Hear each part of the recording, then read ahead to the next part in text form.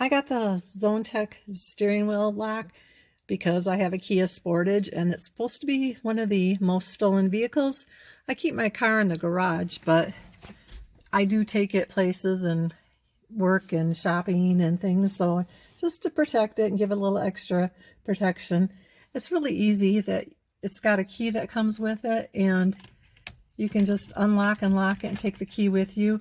It lifts up so that you can just take it off or place it back on easily. And it's does the trick, and it should hopefully prevent anybody from trying to get in your car and take it. It has two keys, which is great because if you're using the two keys, you can give one to your other person that might be driving your car in case they want to use it, and you keep the lock inside the car. I would suggest using this for any type of if you have to park outdoors